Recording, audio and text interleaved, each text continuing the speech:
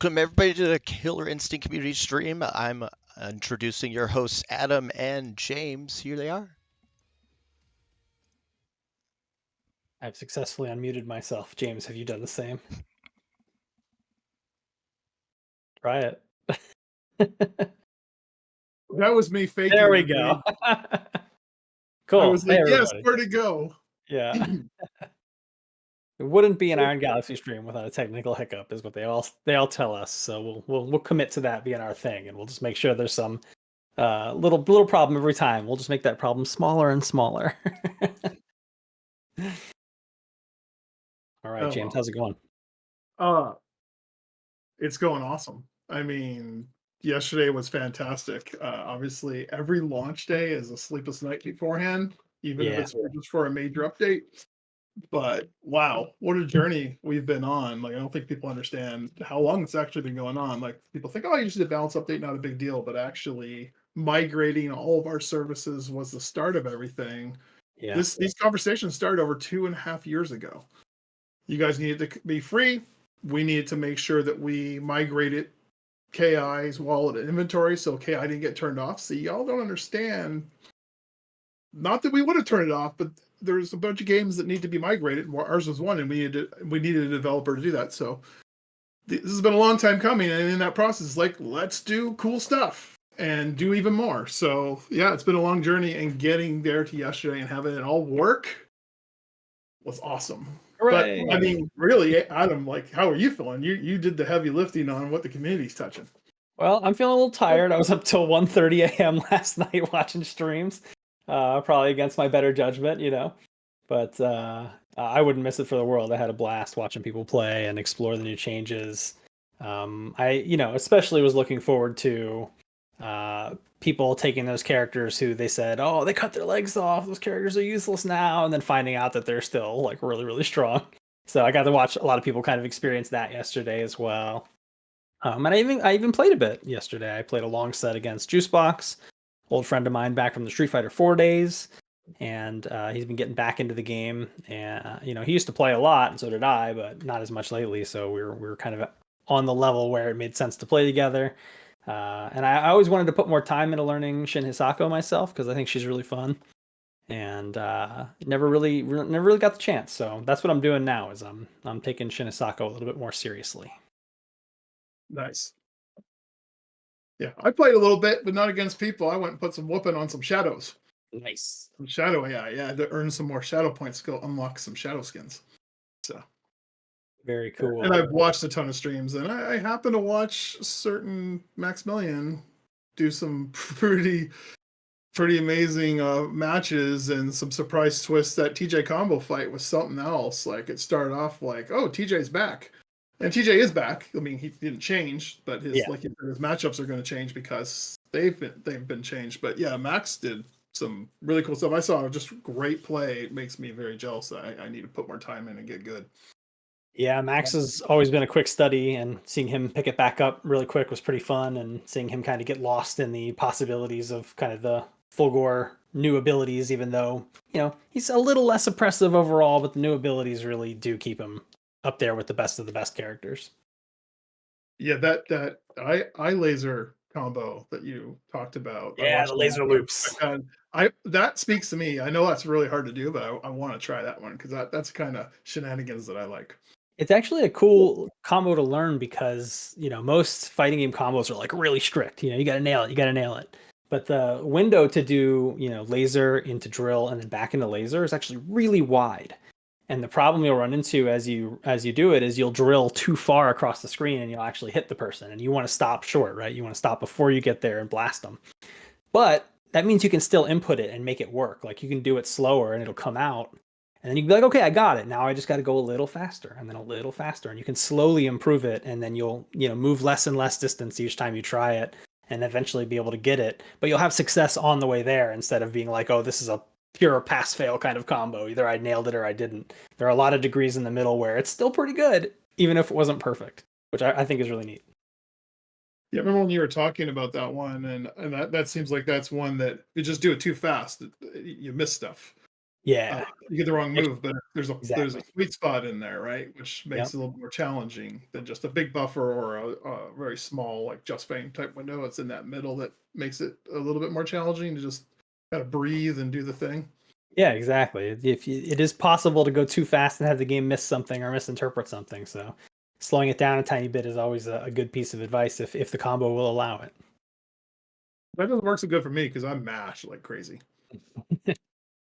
I've got Uh, these drums to try and learn to mash on beat though, so maybe I can learn how to do combos on beat next. I can't even explain how much better I got at fighting game execution by learning guitar. Like it's like I'm on another level. Everything's easy for me now, and it wasn't back then. But learning an instrument that changed everything for me. Yeah, but I am just excited to get into this, and with all the, I mean, we've seen all kinds of tweets, I've watched all kinds of streams, and Yeah. people are definitely finding really cool stuff. Is there anything you saw that someone found that made you go, "Oh, that's awesome"? I'm definitely seeing, especially Wheels, who will be on the stream later. He had a little bit of time on the build before it came out, but his Eagle is scary, and he's already got word out on the street that Eagle might be better than before. Although hopefully there's more room in there to wiggle out. So I'm very interested to see how well that does it first, and how long the new Eagle stuff will bamboozle people, and then what kind of answers they'll find to that and new opportunities they'll find to kind of get themselves out of the trouble that Eagle puts them in. That's probably the thing I'm most excited to see at the moment. Yeah, he was talking about in the warm up here. Should he play Eagle? I think the answer is yes, Yeah, please. I think people will definitely want to see what high level Eagle is capable of, because I don't think a lot of people have seen it. Menti had that combo breaker winning run that one year with Eagle a long time ago, but new Eagle can do some of that stuff, but has to do it in a little different way, a little slower. And of course, there are some other good Eagles out there like Thrash Heavy, who you can definitely check out their footage and see some wild stuff. But if you want to see what new Eagle's doing, Wheels is going to show you, and I'm sure all the other Eagle players will absorb that stuff really quick. And then we'll have to see what counterplay comes up, and that's the fun part, right? Yeah, for sure. Well, I think we have a little bit of information here that James wants to go over with us about the new version. Nothing groundbreaking or anything, but I think it's some cool stuff. So, James, you want to take us away with this info?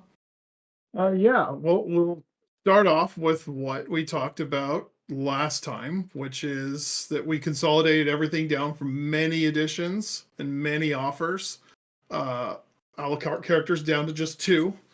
And so, yeah, we'll take a look at that image there. Yep. And sorry, I'm just adjusting my screen here because I couldn't see Yeah. the image. So yes, so we're I'm getting better at this, folks. I'm gonna warm up to being a pro streamer, really. Hell yeah. Maybe not. I don't want to scare anybody. But yeah, so this is the additions that we consolidate down to, and we already talked about this before. But for anybody, if you have any friends that are thinking about playing it and they've always been like, oh, I don't know, and maybe they tried and they were like, I don't even know where to start. Well, now they know where to start. Just grab the base KI game and play it. And the free to play part of it has been improved in the sense that now every week we rotate the full cast. It used to be every 2 weeks with only 21 characters. Well, now it's the whole 29 characters, one every week, changing. So I think that makes things a lot better. And it's important to tell your friends, like, hey, don't forget, you can play everything. You can play ranked mode. You can play Shadow Lords if you want to go unlock some stuff. Of course, your free to play character changes. So, progression is saved for you when you finally come back to that character or you buy the game. But this is really good stuff for the free-to-play base game. But let's get to the cool part. Something we didn't tell you. We wanted it to be a bit of surprise. So here you go. Next screen, please. If you haven't all figured this out, but if you ever bought any edition of Killer Instinct, Season 1, Season 2, of course, we already said Definitive Edition and Steam would be upgraded for free. But if you bought anything, it's upgraded free. If you bought just one fighter, you're upgraded free to Anniversary Edition. If you ever, for some reason, just went in and just bought a gold skin, the Terror Pack, any of the premium skins, basically, we upgraded you for free. So welcome to the best version of KI. And we're really excited about it. That's so generous. That rules so much. Yeah, I mean, and I'll tell you, I just want to just plug engineering and our release management teams. This is inside baseball stuff, but I got to say, doing that was a feat. and it was worth it because we really wanted to celebrate this edition. And let's check out one other thing that I got asked a lot about this. I didn't answer the question. I apologize. The launch day thing. Let's go to the next slide. And you asked, what happens if you have one of these bad boys? Well, put it in, and you have Anniversary Edition. If the disc is in, you're upgraded to Anniversary Edition. Of course, all the balance changes and all the UI, that's always there, regardless of the base game or edition. But all the premium content is unlocked. So all the characters, VIP, double XP booster. When you have these in your drive, take them out. You're back to the free-to-play base or whatever characters. Oh no, sorry. If you own any characters, you have a free upgrade. So if you don't own the game other than on disc, it's always unlocked when you have it in, and when you take it out, you're back to the free-to-play game. It's that simple.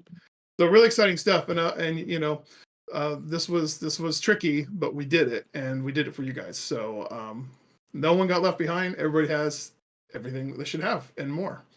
So I'm really happy about that. And of course, if people are running into issues with the Windows version getting updated, you'll need to uninstall the version you have and then install the Anniversary Edition. We're seeing people get stuck there a little bit, but that is a workaround that will work for you. And I also wanted to mention, James mentioned the double XP stuff. There's a lot of things to unlock in Killer Instinct, right? And you can play any mode, basically. Like, you want to get Jago costumes unlocked, you can play Jago. You can play them in offline versus. You can play them in online versus, or lobbies, or ranked mode, or you can take them into any of the single player modes. Basically, anything other than training mode that you play, you're going to be building experience points for that character. And all that means is that you're going to start unlocking all of that character's extra costume stuff, right? And the extra costumes work a little bit differently in KI than in a lot of other games as well. You can go into the collection screen, go into fighters, pick a character, and then you can choose between their modern and retro looks. And then once you go into that menu, you can actually make custom looks for them, and you can swap different pieces out and make your own kind of custom version of each character and save a whole bunch of those if you want to as well. So you can do a lot of customization and make each character your own, which is really awesome. Yeah, and best of all, it just unlocks as you play. So, and you can save those slots, and then when you're playing, you can decide, oh no, I'll be retro Rash this time, and I'll be like, regular Rash this time with the the Banjo and Kazooie hat and backpack. Yep. You don't have to make that commitment way ahead of time. You can change your look at any time of your pre-configured stuff. Basically, think about it as loadouts. Yeah, and the other thing that's worth mentioning, since you mentioned the different modes, the other thing that we've always done and and continue to do is we also give you XP boosts based on what you're playing, because obviously training mode, we can't give you XP for that. Playing local versus, that's just our baseline. If you're playing harder AI, it gives you like 10% more, 15% more. If you're playing in Shadow Lords, it gives you 1.75 XP booster. Now, why? Well, one, we want you to play Shadow Lords and go unlock cool stuff, but also the time of how many matches you could do per minute, or sorry, per every couple minutes is slower in Shadow Lords. So we compensate for that to make sure it's still a viable place to grind out your unlocks. And in ranked, it's 1.75 boost. Then you have your double XP VIP booster stacking on top of that, and we will start running these again. Then there will be double XP weekends. Ooh. So video that I put up a long time ago of me getting over 10,000 XP in one single match. That is a fast track to hitting level 50 and unlocking everything. But I am nerding out on unlocks hard here. I do have some progression tuning notes. So we talked about all the balance stuff last time. I'm just going to give you a quick couple of things as a segue into this that we just did. Shadow skins and mimic skins. We heard the feedback for years. Really wanted to tune it, and so we finally got a chance to. So all the characters have shadow skins, and all the characters have mimic skins, which are basically purple or green effects around them with purple or green skins. So we greatly reduced the requirements to unlock these. So you want to play in Shadow Lords for mimic skins, and basically you would have to go and defeat, say, 100 Shin Hisakos.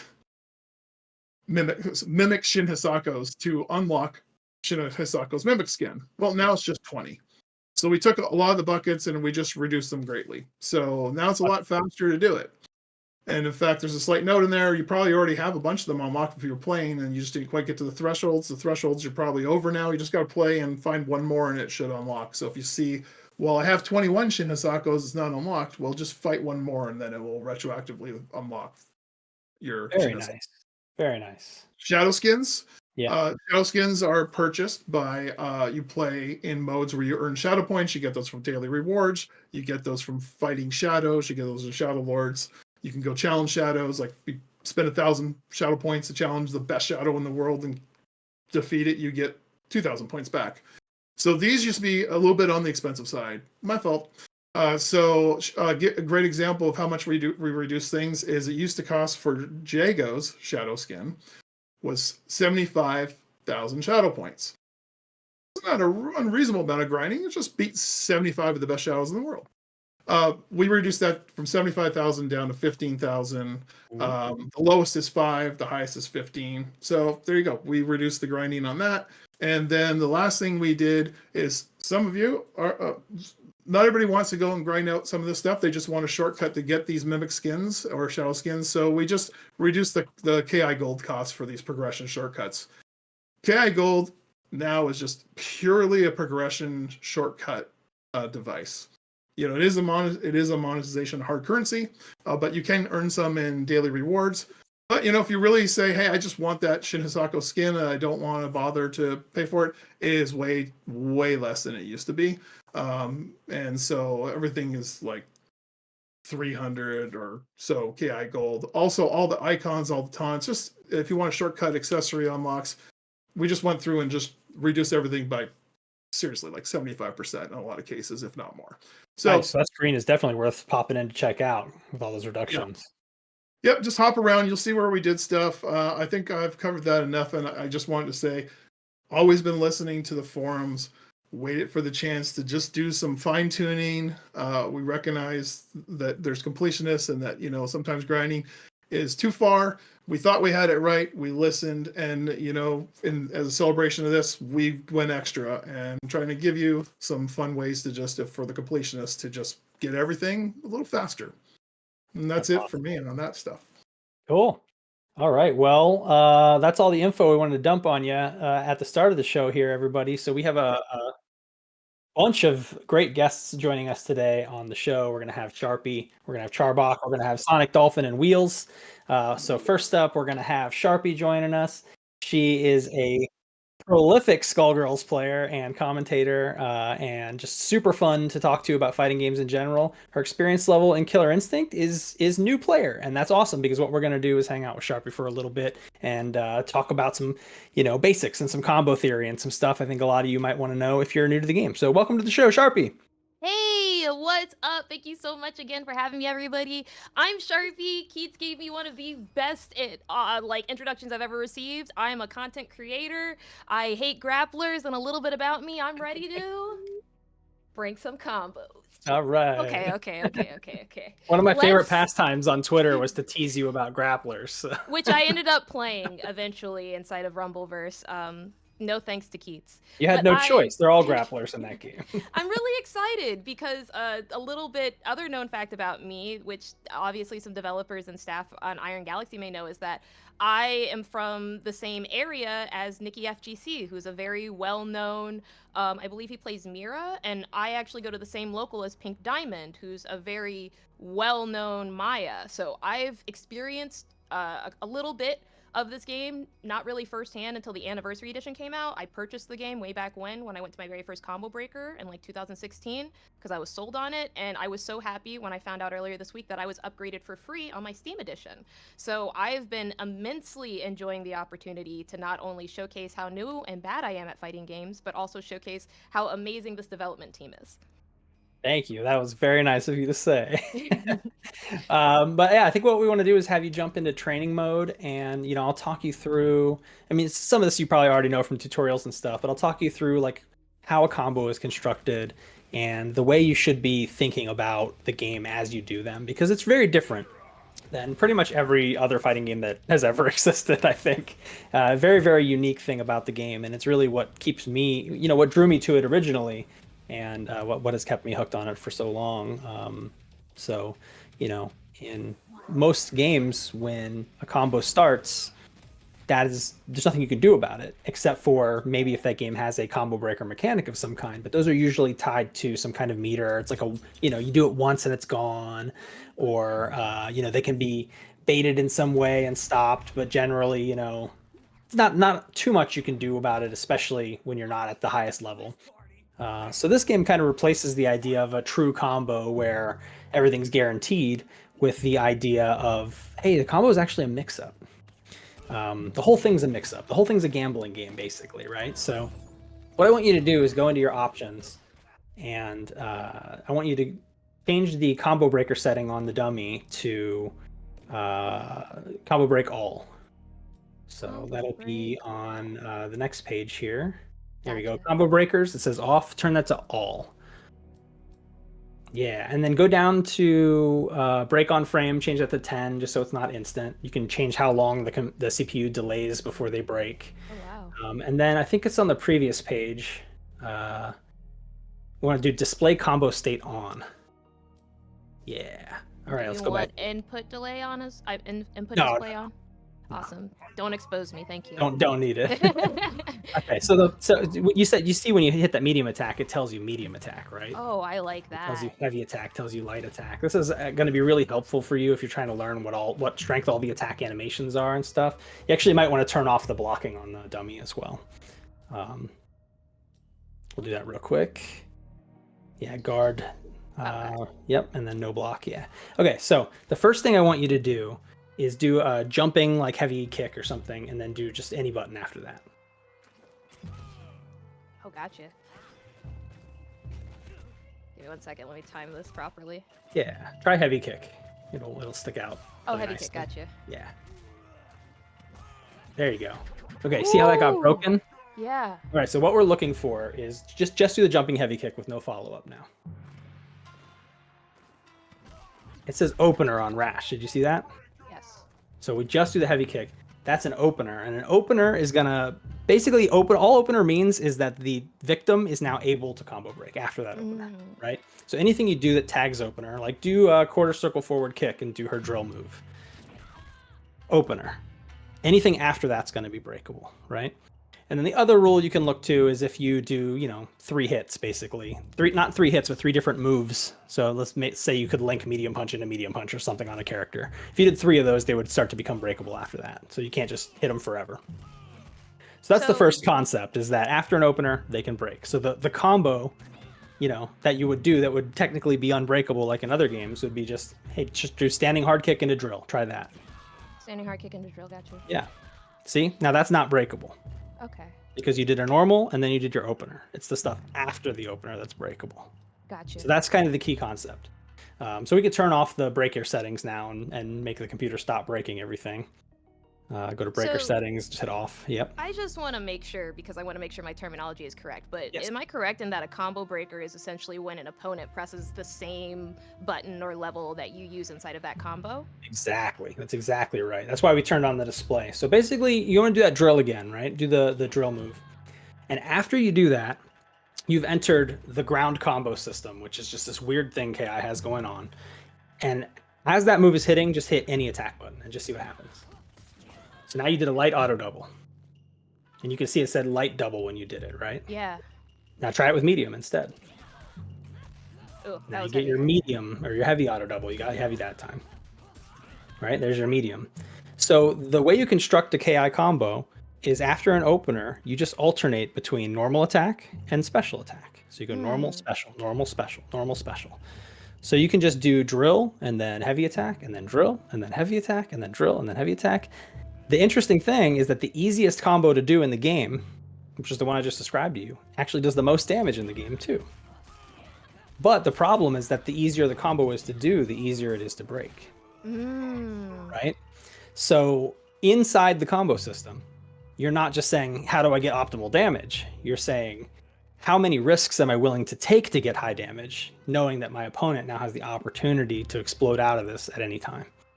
And that's when you start to mix in, like the light auto double does way less damage, but it's way harder to break because it's super fast. Whereas the heavy auto double, pretty much everyone can break that on reaction, but it's slow. So you did 35%, right? And you didn't even have to do that much to get it. And I'll talk to you about ender types in a second as well, but that's kind of the basic construction of it, right? So the concept here is a lot of people come into KI and they go, "Oh, I don't want my combo to get broken. I earned my damage." You did. You got your damage up front. Those first 2 hits, you did 12%. That's not bad. That's your damage. Even if they break the rest, you still get that 12%. You got your damage. If you want to get more damage than that up front, you can do a heavier button into like a shadow move. So if you did standing hard kick into the shadow version of the drill, which is just with 2 kicks, quarter circle forward, 2 kicks at the same time, then you can get even more damage up front. And you can kind of just see what those numbers look like. Like I get this 9% on its own. Some characters have even stronger openers than that. It just really depends. There you go. So we got 12% to lead off. So it's a pretty nice way to get your damage up front and then decide if you want to risk more. You don't have to. You could go for a reset right there. Instead of going into an auto double, you could air dash over somebody's head and try to cross them up, or go for a throw, right? You don't have to go into the combo system if you don't want to. That's your choice on how much you want to risk and how much reward you want to get. Are you able to elaborate a little bit on the reset game here? Inside of Skullgirls, we have 2 different types of resets. We have resets, which are basically where you go inside of neutral again and you give the opponent an opportunity to react to something, like be it a throw, or let's just say I'm doing a DP, so you have to block here. And then we have American resets, which I think are relatively well known. Yeah, the Chicago Classic. Yeah. And it's not a combo breaker. It's literally just dropping the combo. So I'd be really interested in seeing like what the reset terminology inside of Killer Instinct specifically looks like. It's very similar. You would drop your own combo on purpose or not on purpose. And then, so the interesting thing is, right, scoot back from Rash a little bit. Sure. If you want to break a light attack for your combo breaker, you have to hit both light attacks together, light punch plus light kick. So do that right now. And you see you whiff a throw, right? Now do both mediums together. You're trying to break a medium. You whiff a medium button. Now do both heavies together. If you have instinct, it'll pop. If you don't, you whiff a heavy attack. So what that means is if you're expecting a heavy button and you're about to try to break it on frame 1, and I stop my combo and try to just hit you with a medium or something instead, I'm going to get a counter hit. And I'm going to get a fresh combo off of that. And I can just do that over and over again. If you keep mashing breaker, I could just keep dropping my combo on purpose, counter hitting you because you get stuck in this heavy attack animation because you're trying to break. And then I get to just do my combo over and over again. But also characters that have, quick overheads or low mix-ups on the ground or good throws can also just squeeze those in that same spot. It's very similar to what you would see in Skullgirls. The difference here is that, the large part of the combo before the reset in Skullgirls, you can't really do much about. Whereas here, if you decide to risk getting more damage in the combo system, they could break. That's really where counter breakers come in. Oh, that's fun Yomi. Okay, I love that. So where it gets really wild is the counter breaker, which is, so go ahead and start a combo on Rash, and then anytime during it, you hit both mediums together. Just go ahead. Am I correct in knowing that whenever I start a combo, I should probably start with an opener instead of just doing a standard combo? Yeah. You want to do like any button into an opener. Yeah, exactly. And then just hit both mediums during that. Okay, you see that? You went for a parry. So that is something you specifically can do during any combo, and it specifically only parries combo breakers. So what you're looking to do is be like, oh, I know I've seen this person break out of my heavy auto double every time. It's very clear they can do it. So this time I'm going to give them the heavy auto double and let it animate just a little bit so that they think it's, the one they can break. And then you parry before they combo breaker. And what happens when you do that is you intercept the combo breaker and you lock them out into a position where they can't combo break, and you get to do your easiest, most optimal damage for 4 seconds. So they have to watch the combo video. They have to watch the 4-second combo that deletes 60% of their life if they get red, and you counter break them. Oh, that's looking like my type of game, Keats. I'm not gonna lie to you. Thing in all the fighting games probably is landing a counter breaker.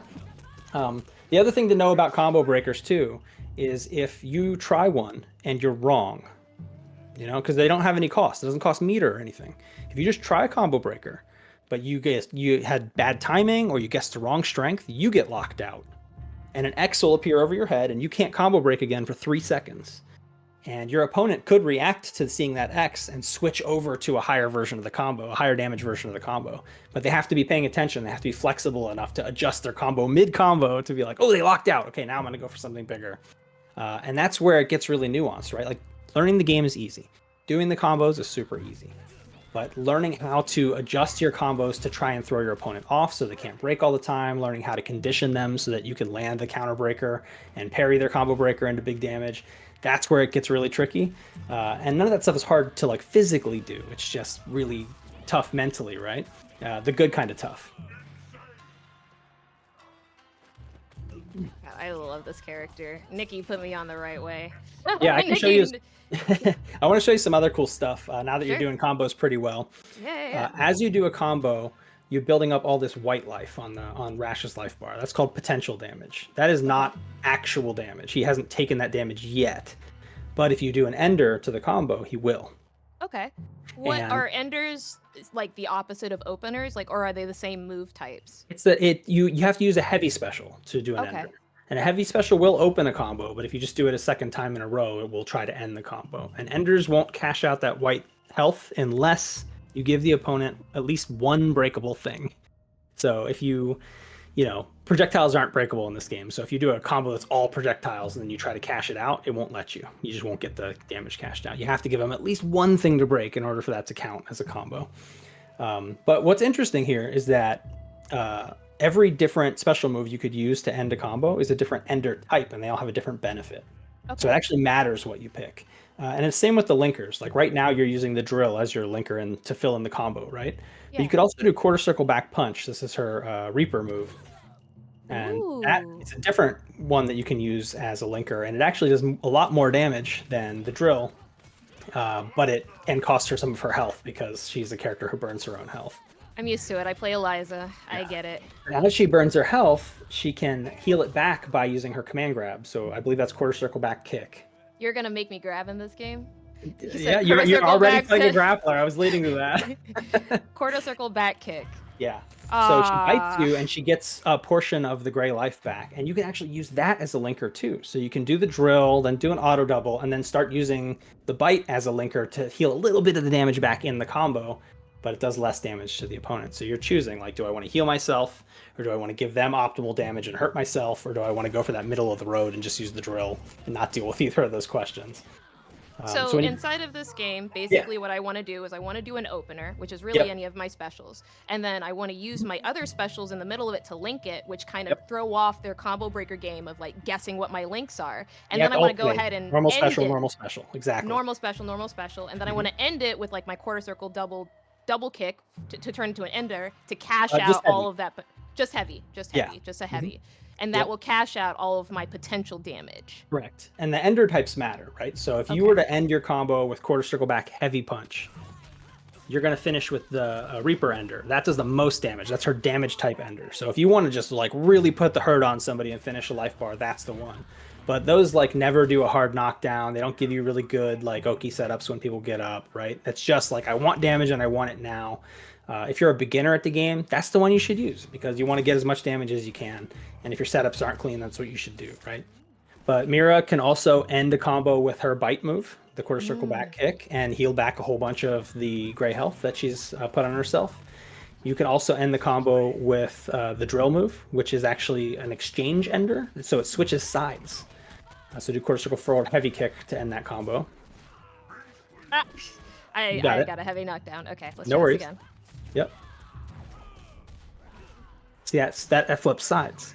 Nice. So if you want to flip positions, you use that ender. And then her last ender, which you did a couple times already, is the quarter circle forward punch one, and that's a wall splat ender. Not very good mid-screen, but if you have the wall, it's going to splat them against the wall and give you a nice mix-up there as well, so you can do like a throw or try to do some kind of reset or something. So you have a lot of choices to make within a combo. The game doesn't stop when the combo starts. You're not just executing this thing you learned over and over again. You have to pay attention the whole time. So does your opponent.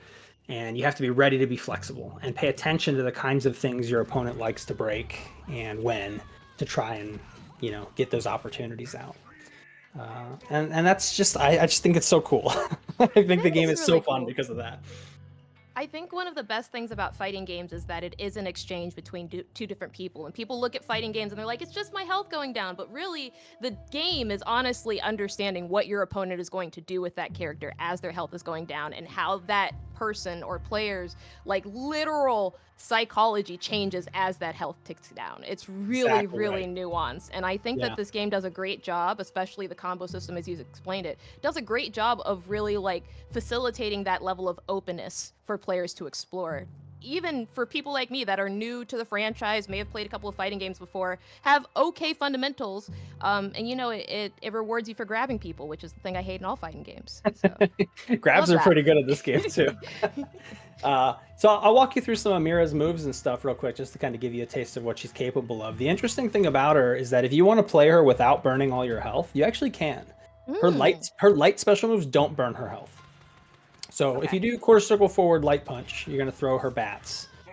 You want to scoot back for this one, I think, just to kind of see how they fly. This is a really good projectile, right? It scoots her back a little bit as she throws it. It's not that fast. It's really good. And there's 3 of them too, right? So, you know, if Rash or somebody's trying to eat them, he can't eat all of them in one go. But go ahead and go full screen again. Let's check out the medium and the heavy versions. So we got the medium version. This one uses a little bit of your life. You probably need to change health regen. Yeah, there you go. So you see you lose a little portion there. And these guys, I believe they have some homing on them. So if Rash was jumping, they would kind of steer towards him. And then the heavy ones have even more homing and are really slow. So those are really good. But obviously you have to sacrifice a large chunk of your life there. You can change him to jump, yeah. Well, that's the shadow version. I was going to get to that next. So you can see they kind of taste a little bit, right? Yeah, of course. And the heavy ones even better. They're really tough to avoid. But again, you have to sacrifice some life to get that going with Mira. I like Mira. I like that. What can I ask really quickly, just as you're the developer, and I know this is not fighting game related, but talk to me about the lore behind this character. Like, what is her story? Why is she a vampire? Well, probably not by choice. You know, but she's twin sisters with Maya, actually, and they were both part of a society of monster hunters from a young age. And you know, I believe the lore is that Mira went missing for a very long time, and you know, part of Maya's motivation is to find her twin sister, who she believes is not dead. And it turns out she is dead, but undead. You know, I like that. Yeah, she's also kind of like a blood mage, so she uses her blood, which is like a kind of a mercury-based magic blood to create. Well, that's what that is. Yeah, that's her blood. That's cool. So she has a device that helps her. You see it in her intro. It kind of hooks into her wrists, and it pulls her blood out and lets her do blood magic with it. So she creates little constructs out of it. And this is Eliza from Skullgirls. Yeah, she's I pretty love cool. that. Oh, the blood mechanic. Yes. Yeah. Okay. I'll allow you to finish talking our moves. My apologies. So to do a quarter circle forward with 2 punches together, and that'll do the shadow version. That uses up, you know, one of your shadow bars. That spawns right under the opponent, no matter where they are. So it's very nice. Not a lot of damage, but it's a very, very strong move. And that's, you know, every move has light, medium, heavy, and shadow, right? So you always have the 4 versions to explore. I love that. So, yeah, quarter circle back punch, same deal, right? Quarter circle back light punch, not going to use up any of your life, just 2 little slices. But if you do the medium version, it actually goes mid-low. So you have to block that second hit low. And if you do the heavy version, it uses more of your life, but it goes mid-high, and they have to block the second one standing. So she has a built-in, really fast, really hard to deal with mix-up. That is really strong, but yeah, you know, you want to bite the person to get that health back. Which you can do now with quarter circle back kick. Quarter circle back, got it. Yes. That's the anti-air version. There's multiple versions of that too. Do the light one. Yeah, there you go. There we go. So on that move, the quarter circle back light is going to do, I believe, a grounded quick version of the command grab. So if you scoot back, you can kind of see what these look like when you whiff them. If you do the medium one, it does an anti-air version. So if they're jumping, you can scoop them out of the air. And the heavy one does a hop step and then the grab. And that one has a little delay, so it's good for canceling off on normals, right? If they're blocking, you could do like crouching medium kick, cancel into that, hop forward, and scoop them up before they realize what's happening. Does a quarter circle medium actually give invuln on startup? It looks like it. Okay. Her anti-air is terrible. It's her main weakness. She has really bad anti-air, actually. It's the exact same as Eliza from Skullgirls. It's a mirror. It's all connected. Makes sense. No, that's really cool. I love her mechanics, and I'm really genuinely enjoying it. I know that we're running out of time, so I just want to say, Keats, thank you so much for explaining this game for me. As an aside, I am a very big fan of Iron Galaxy. I've loved all of you guys' projects. projects, and I think that your company has done a very, very, very, very, very good job of representing what gaming should be throughout every single one of your projects. It's been an honor for me to be on this stream and play Killer Instinct, and I want to remind all of our viewers that I exclusively stream on TikTok at tiktok.com/@DaPurpleSharpie, and as always, play games you love, you guys. Yeah, thanks for joining us. Everybody check out Sharpie's stream on TikTok, and hopefully we'll see you playing some more KI pretty soon. Yeah. I think I'm just going to go ahead and nope you out, but yeah, I want let to us thank change you screens. again. Okay, we're good. Yeah, you're good. Okay. Cool. Thanks a ton for joining us, Sharpie. That was awesome. It's really fun to teach somebody the basics and kind of talk to the stream chat as well about a little bit of the theory of what you should be doing in a combo, when, and why. Lots to it, but really easy to learn, honestly. Easy to learn. So next up, I'm going to welcome to the stream Charbok.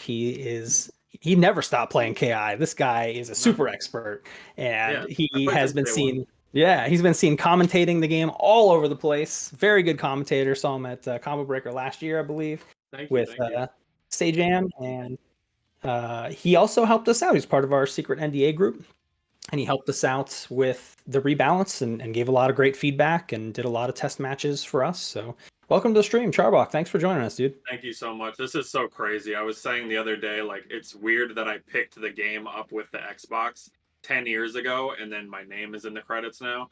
Thank you so much for having me on board to do this. I really appreciate it. And I had so much fun going through and trying to decide, like, what was best for the health of the game, what was good to make things less frustrating for players, and trying to make things more fun and kind of balance the game, bring the tiers a little closer together. I really enjoyed the process in general. It was awesome. It's pretty challenging, right? It can be really difficult to big picture it, right? And try to think about how not only do people who main every character feel, but how do people of every level of play feel?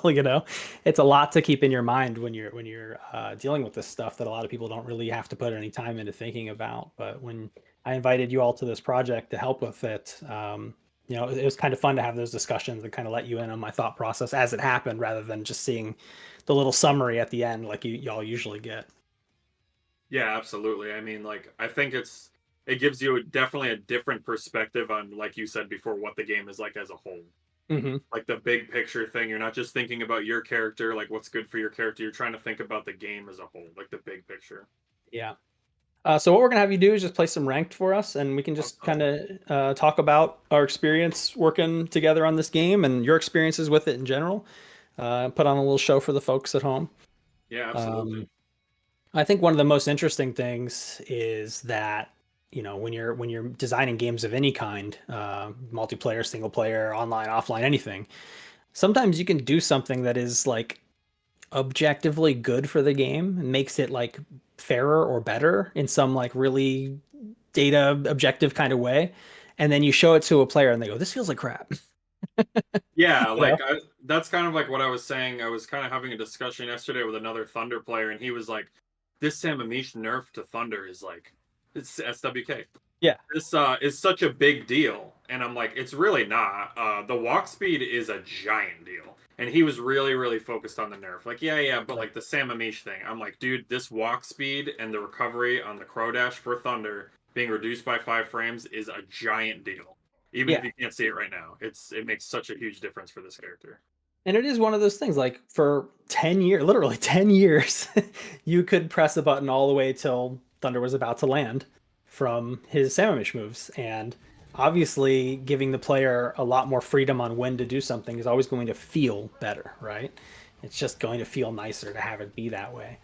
But it was one of those techniques that just really boiled people's brains and made them really upset. And, even though the top level players dealt with it very well, pretty much everybody else didn't below that. So, once he lost that, Charbok's feedback was basically, this feels bad. I was like, I don't know if I like this or not. Yeah. He's like, I think this character needs something in return. So that got us discussing, what this character might be able to have instead that actually benefits the game, parts of his game plan that are solid and way less frustrating to get nuked by. Yeah, I really think that it's a good trade-off.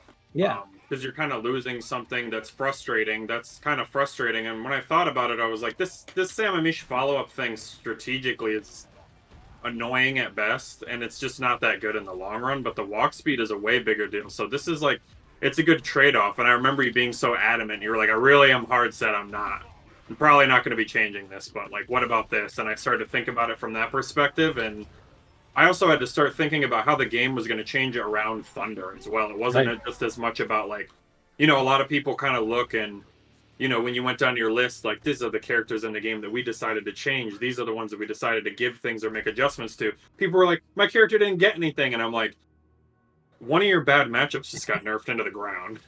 You definitely just got something. Wrecking Ball nerf is pretty good for everybody as a whole, I think. Yeah, it's definitely, people remember that Season 3 rebalance where everyone got a new toy. And this definitely wasn't that kind of update, right? This is a game that's been sitting as it is for 5 years, and we didn't want to put everything in a shaker and stir it up, right?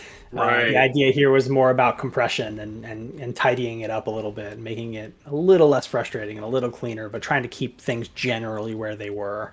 So that, the characters who are having the least amount of success got a little love, but they'll probably still be near the bottom, probably, and the people at the top got a little bit of unlove, I guess, but they'll probably still be at the top. So.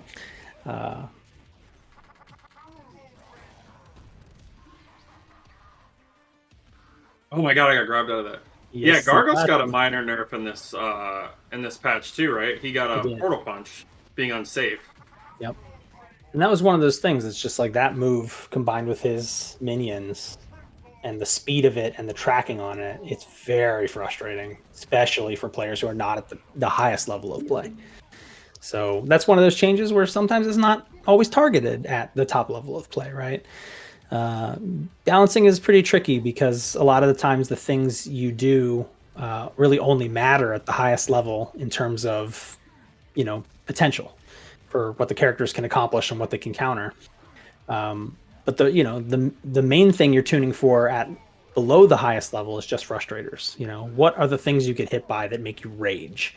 Because it's not everything. There are a lot of times you lose and you go, yeah, he got me. That was fair.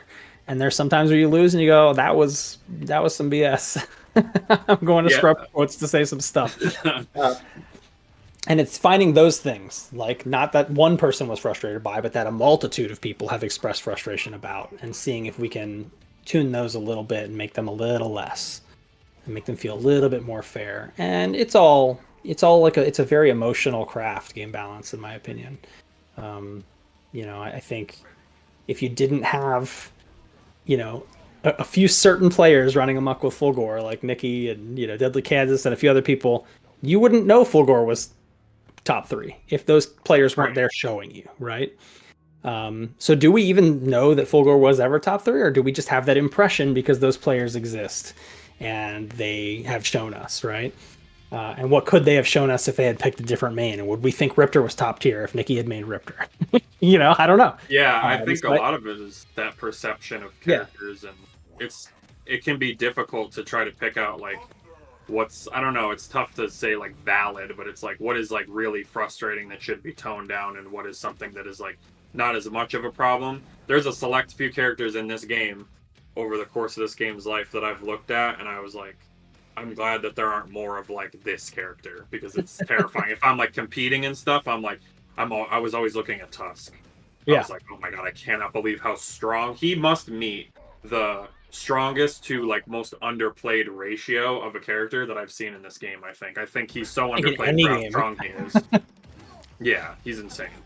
Yeah, I think Tusk is very strong and has been for a long time, and I've also been surprised at the low number of people using him. And it'd be cool to dig into why that is, just for my own knowledge, right? I definitely seen a lot of people picking him up yesterday. So, word is out, I think, that he's pretty nasty. And his change was to his instinct, right? I think he takes more on his instinct. He uses a little bit less of his Berserker time. That's what it was. For each cancel, so he gets to hang out in instinct a little bit longer. And it is really strong. Like, he can do some really nasty mix-ups, and you can't really shadow counter them because he can Berserker cancel into, frame 1 deflect window, DP, and cancel that into another thing if he has enough of the time left. So if you place your shadow counter right when he's about to run out, then you can actually get out. But otherwise, he can jail you pretty well and enforce some chip damage and mix-ups on you that are pretty scary. Yeah, and like when we were talking about that with Tusk before, I think the actual comparison to how much the old instinct drained versus how much the current instinct drained, I think it's like a couple of seconds. And when you say that to somebody, you're like, oh, a couple of seconds, that's not that serious. I assure you, if it's like Dayton's Tusk or Latalis Tusk and you're blocking this, it feels like forever. Yeah, it matters a lot. It definitely matters a lot. This is a new change also. Yeah, the Spirit Orb moving faster, right? It's just really funny what time can be like in fighting game terms. You'll say, oh, we added 6 frames to Fulgor's teleport recovery. That's 1/10 of a second. Like in real life, you would be like, okay, I have to wait 1/10 of a second longer for my Hot Pocket to finish in the microwave. I don't care, right? That means nothing to me. But in the context of this, you'll see people be like, oh my god, it feels like molasses. It's so slow. Catastrophic, yeah. It's got 1/10 of a second longer of recovery. And, you know, I'm not goofing on anybody. They're not wrong. You can definitely feel it. But it's just kind of funny how time works in that sense. You'll say, oh, we added 30 frames of recovery to Arya drones. That's literally only half a second. You have half a second longer to punish them. But because of the speed of fighting games and how everything works, that's a lot of time that she now has to cover herself and cover her drones better, or you might get that hit in and do some permanent damage to her that's going to cost her the game long term. Right? These things really matter, and they're bigger than they seem. Yeah, like I think it's funny. There was this saying I heard, and it's like, if you nerf Cammy's low forward, you could make Guile the best character in the game. Right. Like, it's like how precarious this stuff is, like, and how much this stuff really does matter and makes an impact on characters. And I remember being a Hisako player in like season 3, coming around, and she got changes and stuff. She got stagger added to standing heavy punch, heavy kick, and she got a couple of other unique changes. Her low parry wasn't parrying mids anymore. Right. And a lot of people didn't really think that these things were a lot of big deal, but for me, I was like, Arya was changed, Riptor was changed, and I started to look at like all the matchups that were like really brutal for her, and I was like, her matchup spread just got better. Yeah. Like, and I think that that's something that people are going to have to do. They're going to have to explore things, and I think sometimes when you get something taken away from a character too, it also helps you look at the tools that they already have that you might be missing out on because you found this really strong strategy with something like Wrecking Ball, and you're saying like, hey, you know, Wrecking Ball is the kind of thing that is really, really strong to do. Well, now that that's a little weaker, you might start to realize that Rash is a pretty insane character. His buttons are pretty nuts. He eats fireballs and he takes a meter away from people, and he uses that meter to go through fireballs also. Like, there's so many different strategies that you just don't see highlighted with a character like Rash because of one previously really strong strategy. So I think it's going to take time, too, for people to settle into the adjustments. Definitely.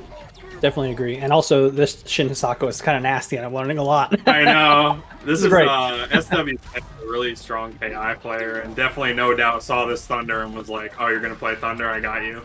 This matchup is one of the tougher ones for Thunder. Nice. It makes sense, though. Yeah, I mean, she can actually zone in some of these matchups, right? Because she can just put out the spirit orbs and slice them over and over again. It's very hard for certain characters to get past that. But in the matches where she has to fight against a really good zoner, it can be very hard for her to even move forward or enforce. So she has very polarizing matchups for sure. Very much so.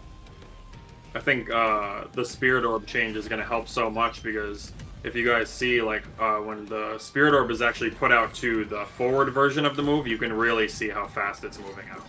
It's insane. It's moving across the screen at, like, a way bigger pace. And for the problem matchups for this character, like Gargos is a really good pick against Shin Hisako.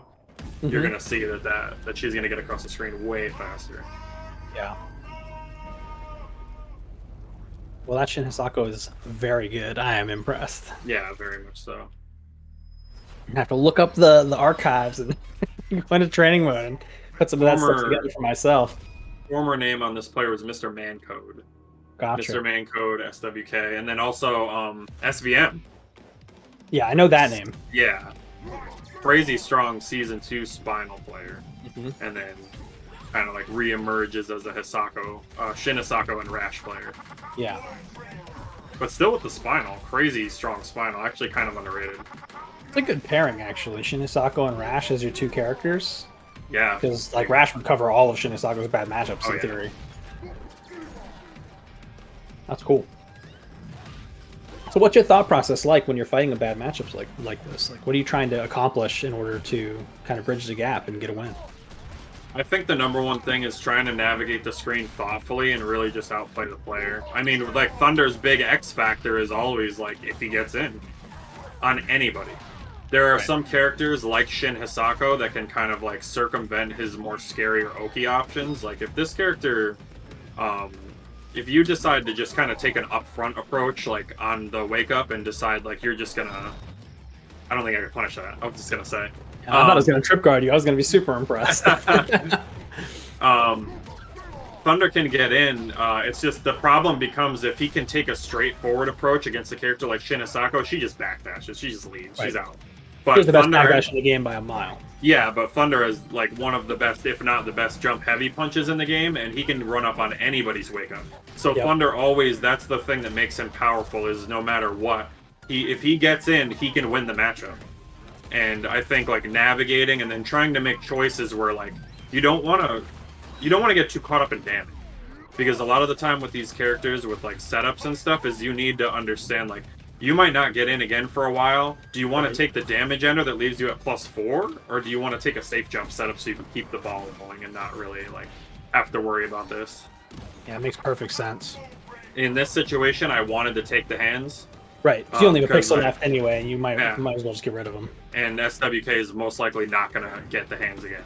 Very highly unlikely. You'd have to break like 20 heavy auto doubles, I think, without dying for that to work out.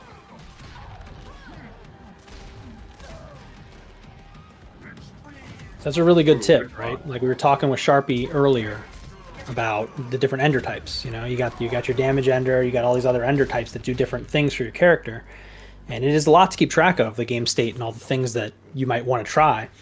But like you were saying, you're fighting against a bad matchup, a very squirrely character who can get away easily and keep you out easily, and maybe a while before you get back in. So making that choice of, I landed the little combo, do I want damage now, or actually do I want to press my advantage and do an ender that's going to give me more resources or more time to set something up, like a hard knockdown ender?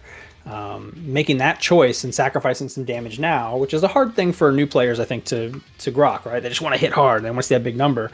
I identify with that. I love seeing big number. But getting that knockdown and getting that pressure and staying in the range that's more comfortable for your character versus your opponent's character, that could be the difference, right? That's a big lesson for people to learn. Very much so. Like, if you're trying to play, you kind of always want to figure out the most base things. I think I learned from trying to decide a matchup to build like the skeleton of it is trying to figure out like what's the spacing I want to be in, what's the spacing that I want to stay in, and like what's my role. You could break it down as simple as like, am I the attacker, am I the defender? That's actually something I stole from Sajam. It's like the most basic, it's the most basic form of like, do I really feel like I should be chasing this person, or is this really a matchup where like actually the tools I have, this person has to come to me? Right. Like you have a character like Gargos, he's kind of an interesting push and pull of that, where he's sort of like, he can attack you from a distance, he could get a knockdown, and like he could fly away, he could kind of like flutter away, use his movement, get the hit, and then go in. He doesn't have to be so upfront with his approach, even though his approach is to get you knocked down, he can do it from a distance. So it's kind of like every character will operate differently. And in KI specifically, I've played a lot of fighting games where the characters are basically all the same, kind of, or they kind of have similar game plans to each other. But in KI, the characters just feel like they could not be more different. They're so drastically different sometimes, and I think that means that a lot more thought has to be put in. You know, you have a character like Arbiter.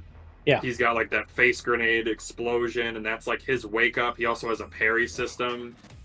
There's some characters that don't have wake ups until they get shadows, but they might have a unique defensive option. Like Fulgor Forward Fierce, actually Thunder's DP goes under it.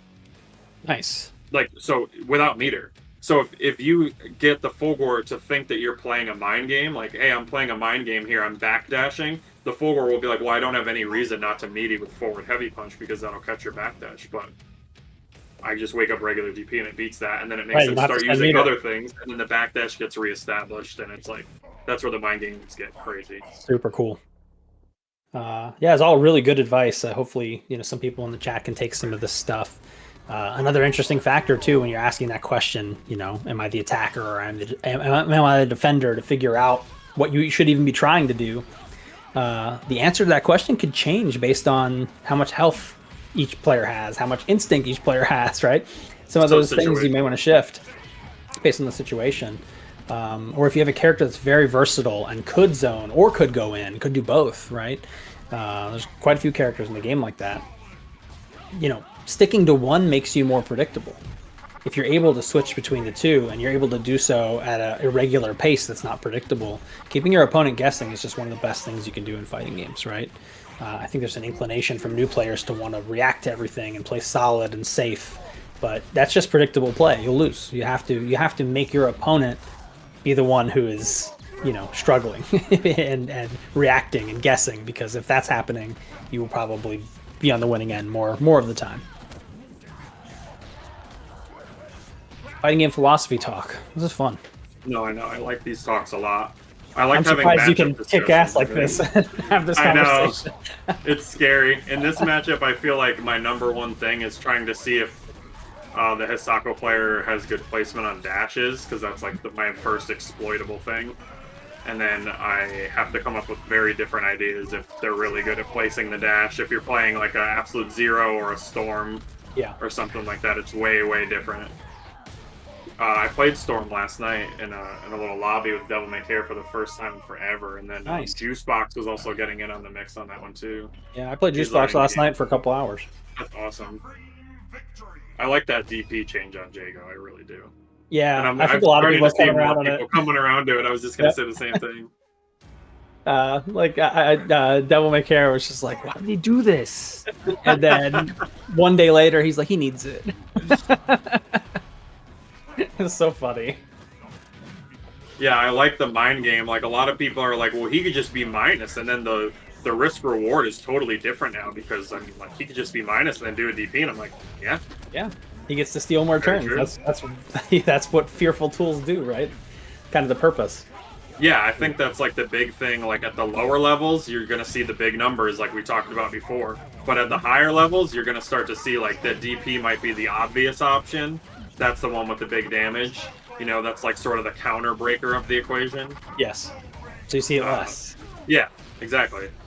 You have to do it once or twice to represent to the opponent that I'm willing to do this. But yeah, and now you're running things because you're getting all kinds of things off of minus frames now, because this dude is terrified. And there's going to be some situations, like some clutch match situations. I played Juicebox last night, and he was doing minus stuff. And I could kind of see, like, he was doing the DP. I got hit by it a couple times, and then by the end of the game, he did a wind kick. Yeah. And after he did the wind kick, I just grabbed him. And then he was like, if I did that DP there, you would have died. And I was like, yeah. But you didn't. I was like, yeah. Yeah, it's interesting, too, because Jago could cancel the startup of the DP if he's close enough to you into a Shadow Fireball. And I think that's only like -6 or something. And yeah. Very, very few characters are going to be able to punish that from that range. So he could get a safe attempt at that DP. But you have to realize if he does that, he's spending a Shadow Meter that he's not going to be able to use on something else later, like healing. And it also puts you in a position where you might want to be like, oh, maybe I should try to make this DP whiff so he can't cancel it. So maybe I'll backdash here. And then if you're doing that a lot, that makes Wind Kick stronger, because he can read the backdash and Wind Kick in, follow you, and, Exactly. So it's layers and layers and layers, right? Yeah, I mean, I also think that it's funny. And I think that is a way. It adds fun to the game. I think something being funny is a good reason for it to be there. Personally, it's pretty high comedy. I agree. Yeah. And at the hit stop, the impact. I think like the impact of things is so important in fighting games. Like, to really make it feel like it hurts. Like, from an audience perspective, from a player perspective, from like, the person getting hit by that's perspective, that will shake you. That'll shake you getting hit by a counter hit DP. Like, there's like a really cool lightning VFX that happens on counter hits in this game. But unless the hit stop is really juicy, it's actually hard to kind of see it. But it's like really clear on the Jago Heavy DP, and I think it looks really cool. This was another character that got changed pretty significantly in this patch as well. Yeah, Idol, the intention of this character And I hate to like rest on design intention. I don't want people playing games thinking, oh, what did the designer intend here? Just play the game how you want to play it. Whatever the game allows, you do it. If it feels fun to you, you do it. But the original intention for this character was that the warrior body or the warrior head was not good at getting in. It got zoned easily, and that the opposite was true for the mage head. The mage head was just like, yeah, I can't get in. I don't want to get in. If people get in on me, I'm in trouble. I need to zone, right? So it's either rush down or zoning, and you really couldn't have the best of both worlds unless you were in instinct mode. And you get to spend 30 seconds per game in instinct mode, in the best instinct mode in the game, arguably, which is cool. But there were a couple of little oversights that just made the mage mode way too strong up close. And fixing those things, I think, does a lot to make sure that the character has the weaknesses that make it make a lot more sense. And being unable to force that switch as safely and as cheaply and as easily as before also means that if you get stuck in a bad matchup, if you're needing the zoning and you get stuck in the warrior body or vice versa, that you just have to deal with that for longer, which I think is good. He's very this guy's mic? This idle player? Scoop. Damn, bro. Salty. Very nice. Yeah. I don't like not being able to switch bodies on people is insane. It's like it's a big deal because like you saw in that matchup, he had to stay in that body for the longest time. Mm-hmm. He remained in that body. He was in, he's in mage and he has no reversal now, which was something that he had before. He had a reversal in mage and now he doesn't. Yeah, he wasn't supposed to. I wrote those design documents. I know he wasn't supposed to, so I don't know how that happened, but it's gone now. Sorry, idle players. This guy is. I think that this guy's mic is insane right now. I'm sorry, guys. I can't hear any of it on my end. So. Oh, good.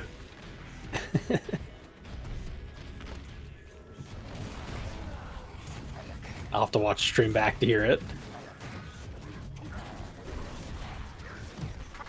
Ooh, nice break. This is one of those Xbox 360 mics. It's the old school mic. Those meteors are pretty good when Gargos is jumping around, because Gargos is a really wide character in the air. Yeah, both of these characters have huge hurt boxes. Yeah. Big body problems.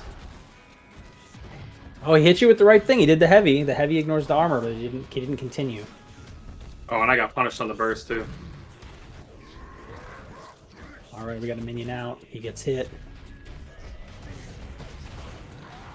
Oh, that minion was very short-lived. How do you choose which minion to summon first? Like, what's your thought process there as to which one you want first? I like the stabby one because he's the one that I'm like the most comfortable with the setups on. Yeah. Like I know I kind of am like more in tune with his rhythm. Mm-hmm. The fat one, I think it's like it's less intentional in terms of like I don't have the setups down as much for the fat one, but I know that he lives longer. Right. I know that he's like longer living. He takes more hits. Yeah, I think that I have the same thought process when I summon, is that I want the skinny minion because he is clearly the better minion, but the other one takes an extra hit to kill, so it stresses my opponent out longer. So I usually tend to summon Dretch first. Yeah, Gargos can put players in really bad positions because of stuff like that, because he forces you to focus the minion. Yeah. You can't just let it live, or you're just going to get mauled.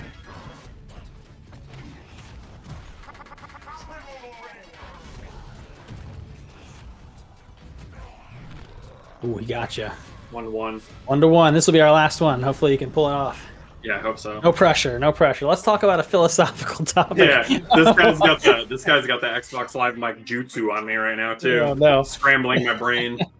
I actually can't wait to watch the VOD and see this part. I can't hear any of it. It's crazy.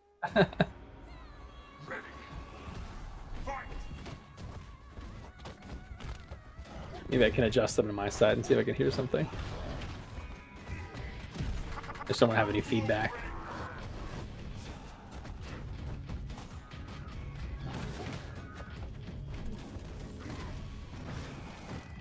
He's in warrior mode right now, so Yeah, I'm gonna try to create Charbok some maybe- distance. I'm sneaking this minion.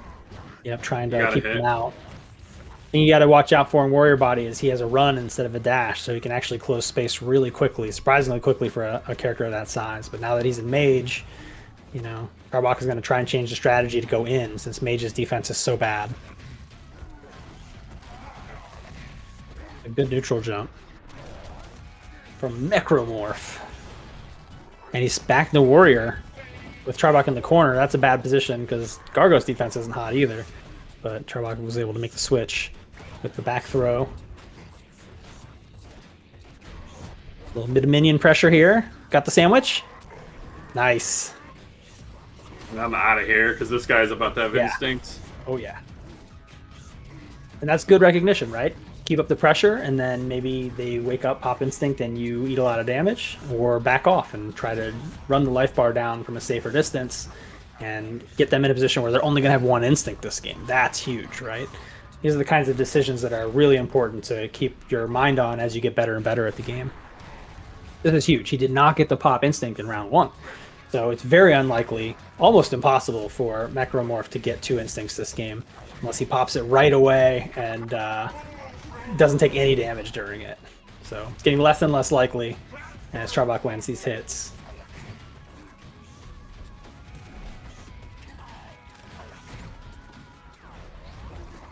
Oh, that was a good call. jump. Yeah.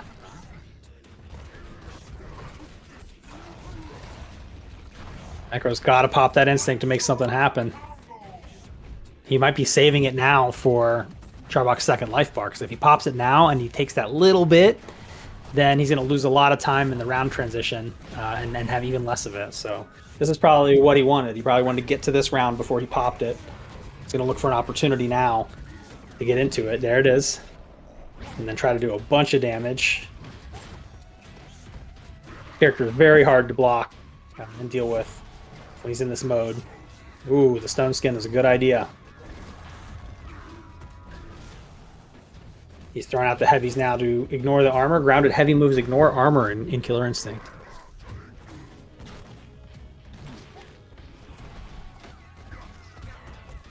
He's evened it up. Good anti-air. Oh, corner's a bad place against Warrior. Nice shadow counter. That's going to be it. He did it. Oh, man, that was Good scary. job. GG's. Good job. Well, you want to plug any of your socials or anything like that before we let you go, Charbok? Yeah, I'm CharbokFGC on Twitter. I'm Charbok_FGC on Twitch. I really appreciate you guys having me. Thank you so much. It was an honor to be able to work on this patch, and I'm really excited to see how people play it out over time, like how it ends up turning out. I think I'm really confident that it's like really good for this game, and I think it's going to be the best version of this game yet, honestly. Awesome. I'm glad to hear it, and thanks for coming on, and again, thanks for all your help on the update and everything like that. Definitely check out Charbok's stream and check him out commentating all kinds of big events. Check out past footage where he did commentary. He's great, and you'll learn a lot every time. He's very, very helpful. So yeah, see you later. Thanks. All right, thank you so much. All right, next up, we have a treat for you guys next. We're gonna bring on 2 guests, I think. I don't know if Sonic Dolphin made it home yet. Okay. Cool. So what we're gonna try to do here is have Wheels and Sonic Dolphin on. These are 2 of the strongest KI players that exist. And they both use lots of characters too. They're both very, very scary. They're both part of our special group as well to help balance the game for you guys. And they're gonna play an exhibition against each other. So you're about to see like peak, super high level Killer Instinct. Welcome to the show, Wheels and Sonic Dolphin. Wheels, can you do a little introduction for yourself? Tell people who you are. I forgot my mic is muted. You're good. What's up, guys? My name is Wheels, and I've been playing KI for basically the entire time that it's been out. I can't believe it's been like 10 years already. This is insane. So awesome to have you. And Sonic Dolphin won Combo Breaker last year. How you doing?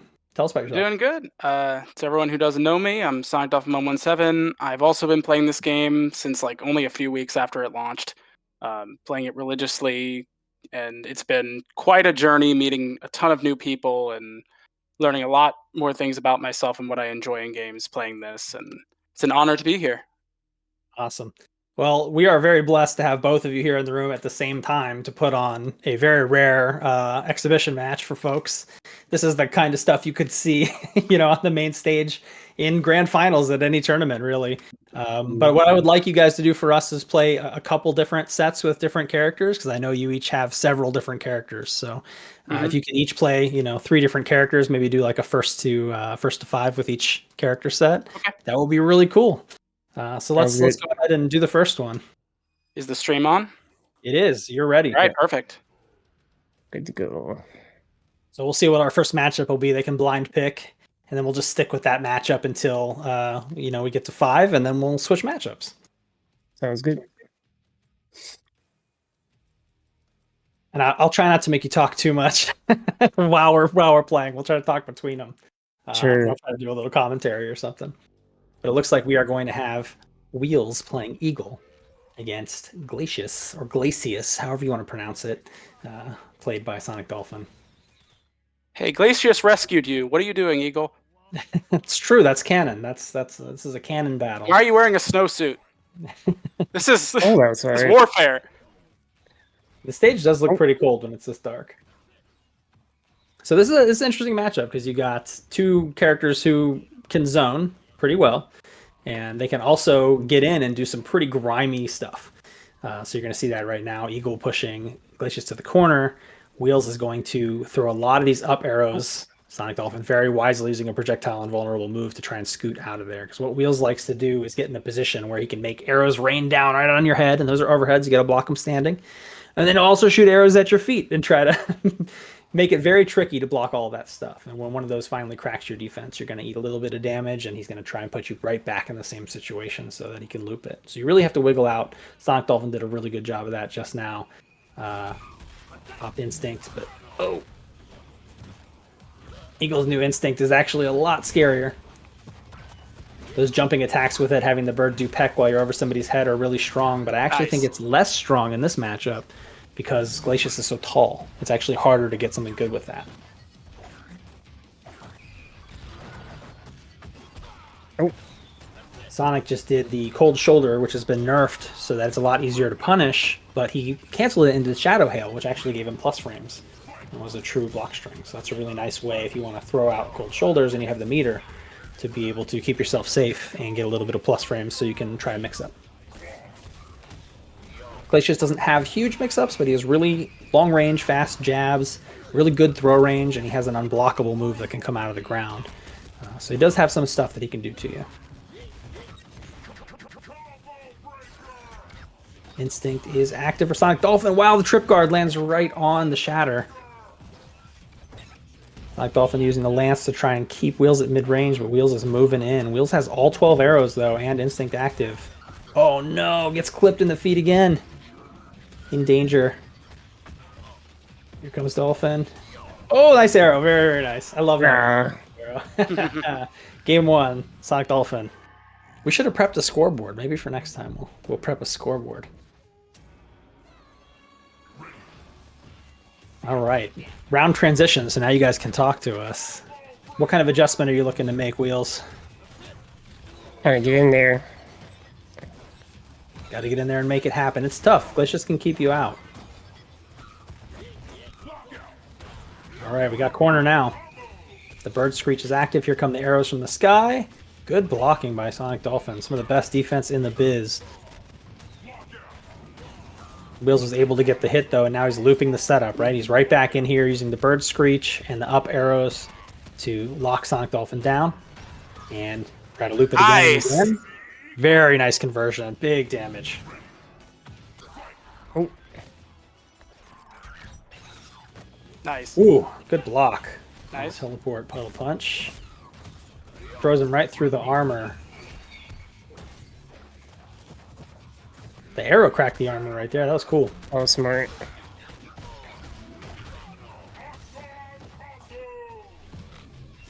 Sonic's in a bad position. He is probably not going to get another Instinct this game, and he is pretty far behind. But that doesn't mean he's out of it. Glacius can hit really, really hard on a lockout and has some pretty good mix-ups. And Eagle's defense is some of the worst in the game, for sure. Oh, nice. The peck, converting it from instinct mode, jumping over the shatter. Here comes the arrows. Glacius can turn himself into a puddle, and he's projectile invincible while he's a puddle, so he can also kind of scoot around some of the zoning. Very, very powerful ability for him. Oh, that was nasty. And there's game 2 for Wheels, 1-1. Maybe we'll do first to 3s instead of first to 5s. I think first to 3 is probably better. First to 3. Yeah. These aren't going to be one-sided. Yeah, one of my favorite things Wheels does with Eagle is he'll charge the arrow in your face, jump right up, and then shoot it straight down. And a lot of players flinch at that moment, or they try to block cross up and he stays in front. It's really cool.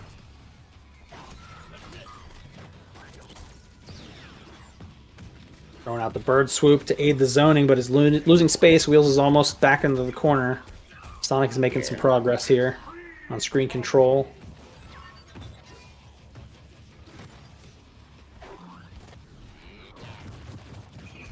Wheels is in a tough position right now because he has no arrows.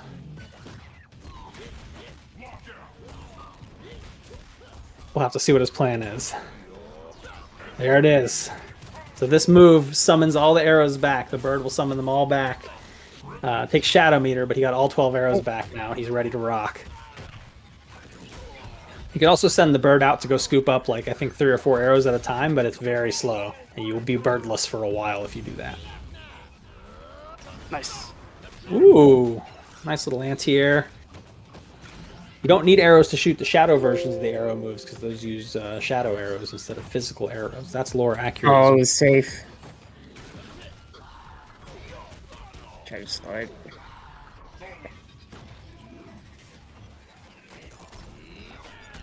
Whoa, well done. If Sonic had not stepped forward a little bit before throwing that hail, that probably would not have reached. Round goes to Wheels. Oops. You don't want to be birdless, folks. Having bird is better than not having bird. Oh, that was so, so tricky. I got hit. I got opened up. Okay.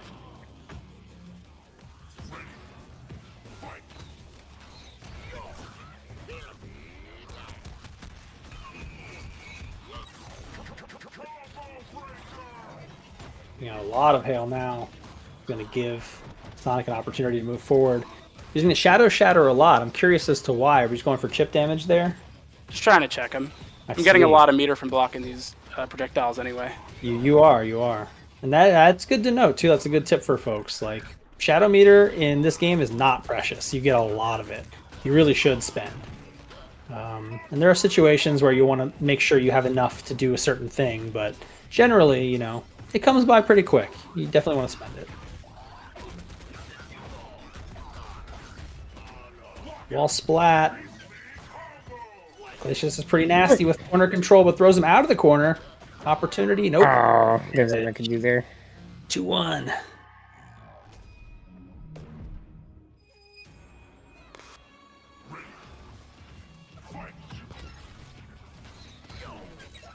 Glacius throw range is so good.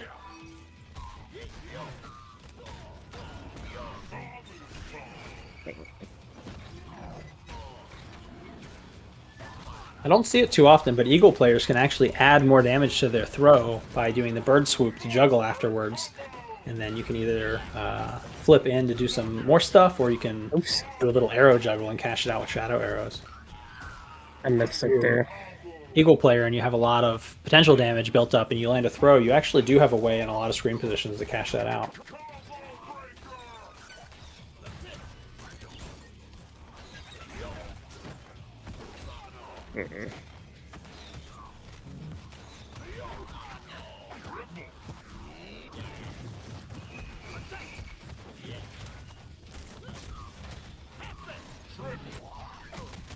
Smart. Oh! You definitely want to keep that meter if you're on defense against the Eagle to have a projectile invulnerable move on deck to try and sneak out of this stuff. Because while Eagle's lockdown is really scary and hard to block, a lot of it is projectile based. So having a way to sneak through all that is really good. I'm dead. No, you're fine.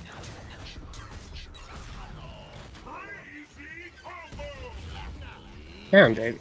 Ah! Ooh, slides under. Oh. Next break game is on point. Yeah. Oh man. All right, that's the I set. think that was chipping Really? away. Hey, I ended the set. It's fair. Very nice, very nice. Hits him with the ultimate. Saved his life and then killed him. Yes. That's what Not he gets. cool, dude. Not cool. All right, let's move on to our next set of characters. That's one Okay. match for Sonic Dolphin. Who will I they have to pick? actually, because I have multiple controller layouts. Oh yeah, you need to back out to fix your Give controls. me 10 seconds. That's fine. Yep. Yeah, can you actually talk to the stream about that as well? Tell them kind of what you Yeah. have to go through to play different characters. I think it's really interesting. So, oh yeah, because you guys can see my screen. I can't access every button on the controller. So for every character that I play, I basically choose between having like instant access to medium punch or medium kick, and then using the right stick for whatever button I'm missing. So like for instance, if I'm playing Gargos, this would be my layout. So I'll have instant access to medium punch. And if I want to use his medium kick, then I can push left or right on the right stick, and it'll actually give me a medium kick in neutral that I can use. So it's very helpful. And then for the bump for Ultra, I just put whatever Ultra input I need for that character on my right bumper. Except for Eagle, because I need Screech more. But yeah, that's how it works.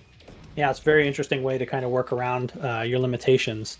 And the right stick, if you're playing on gamepad, the different directions on it are like pressing, both lights or both mediums or both heavies together. And when you do that, and you don't have a situation where like a counter breaker or something would come out, you'll just get the normal that would be priority if you did that normally. So it you allows go. you some access. It's pretty cool. Yep. Thanks for sharing that with us. That's really interesting. Thank.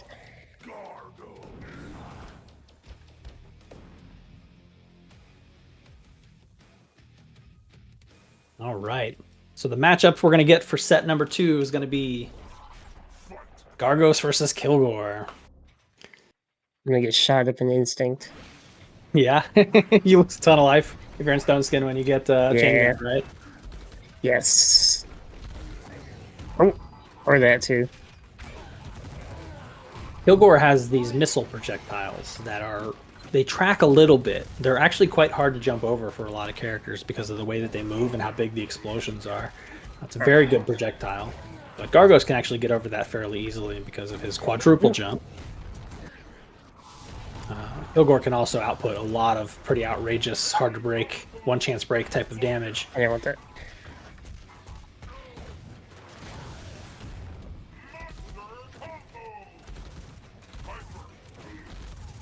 Oh, that's a punish now. I don't think it was before. It definitely was not. Yeah. That definitely tilts the matchup. Hey. Okay.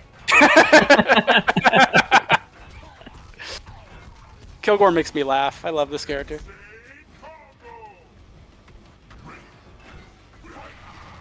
I'll That's take what I fine. can get.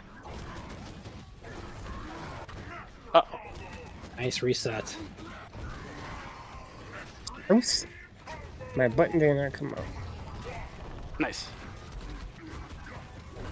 The only thing that can defeat Kilgore is doors. He can't open doors. Can't Nope. grab I the was door looking at knobs. open doors.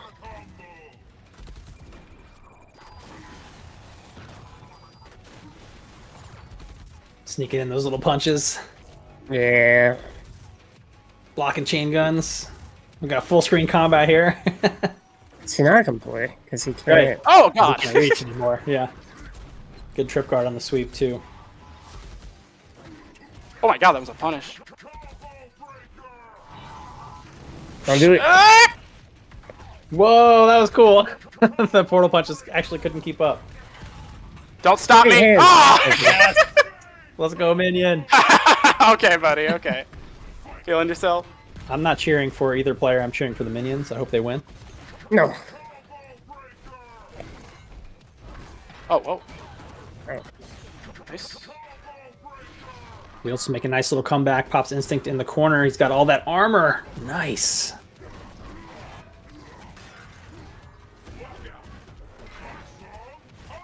Oh, that's so mean.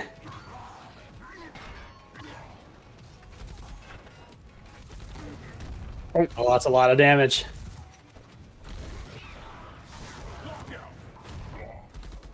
Wow, using the ball to jump over and get out of the corner is very smart. Kilgore can represent that mobility by turning into the iron ball. Ramon is in chat accusing me of atrocities I did not commit.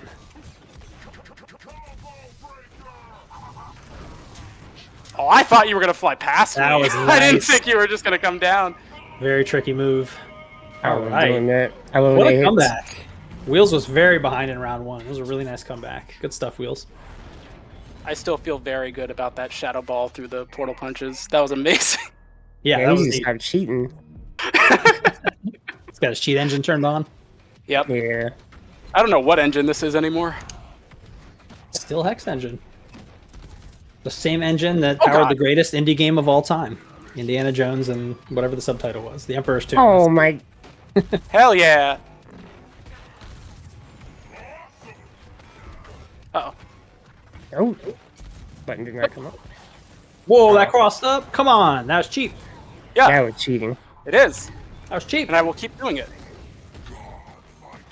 Uh-oh. That's like that. Okay. Then summons the big minion. Tanks a hit. I'm Okay, in neat. there. Oh, it's double Oh, minion nice! time. Here we go, here we go.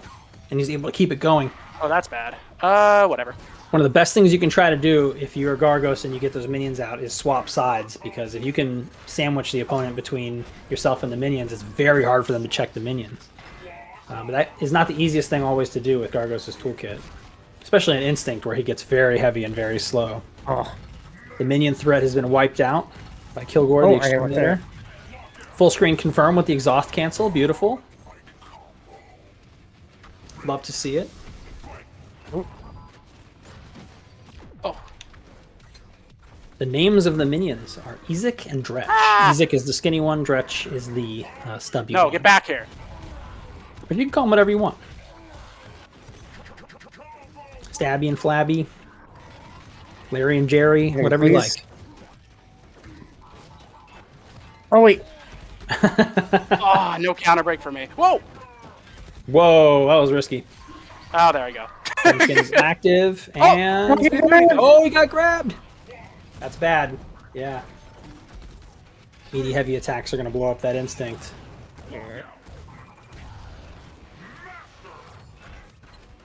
Kilgore can use different versions of the missiles where he can put a targeting reticle out and choose where the missiles will go. So they'll kind of fire up and swing back around and come back. Or fire forward and then aim towards the Alright, reticle. So. I'm back to the century. Never mind. Never mind. Never mind. I love it. Alright, one apiece. These are great matches, guys. You're putting on quite a clinic for us. Nice to hear. I love putting on a show.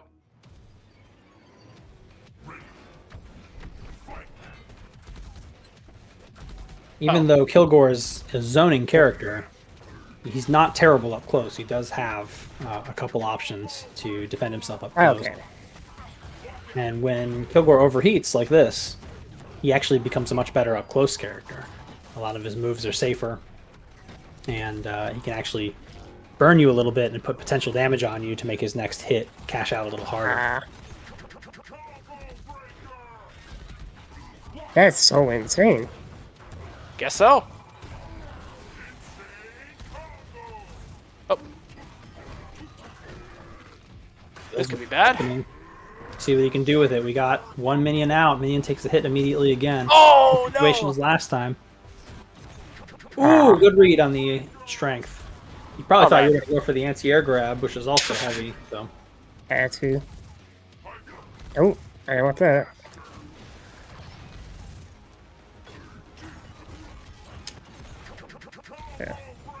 we're back to the zoning war, but now Kilgore's overheated. Sonic's going to have to move in. Yeah. Not a problem, though. The metal ball movement overheated is pretty good. Mhm.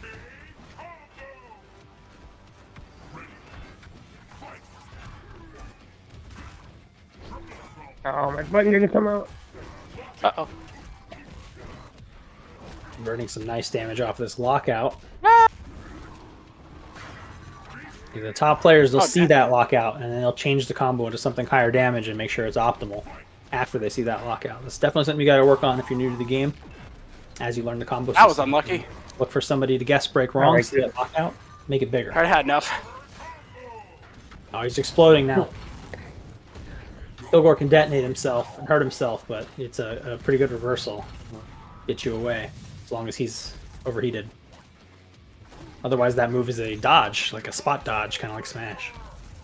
Or S-Groove, KOF dodge, if you played KOF that long ago, or played CVS2. Alright, Wheels. My bad. Stone Skin's active. Steals some meter, very, very nice.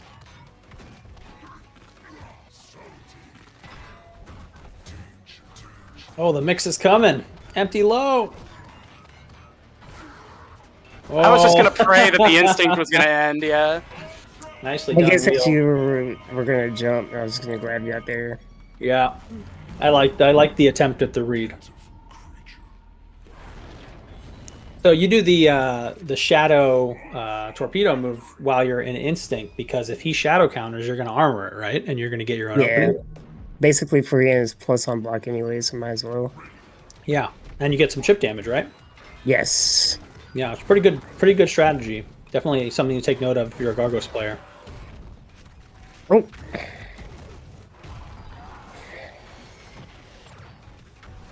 don't think I've ever commentated a set where I got to talk to the players between rounds like this. This is kind of weird.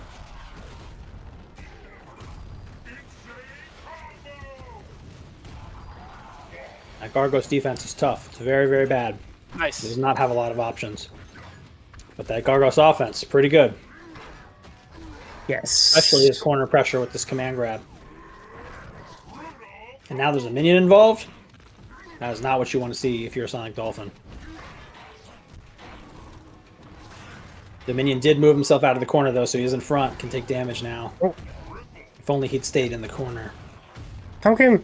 Come on. Thank That first poke whiffed. I was like, why? He does not respond to voice commands. Nice! Oh, I very appreciate nice. that. We at the School of Counterbreakers approve. Yes. I got the burst. Let's go. Alright, so you gonna jump? Knew it. No? Wow. What a call out. You're a cheater. That might have been the best moment of the stream. No, I don't want that. You don't get chip damage from the chain guns, though. So he definitely has to mix in missiles if he wants to start chipping you from that distance. So if you're ever kind of hanging out and blocking a lot of Kilgore's chain guns, you really don't have to panic about it. They're not wearing you down. Ooh, the anti-air. Ezek with the best anti-airs in the business. Better than me.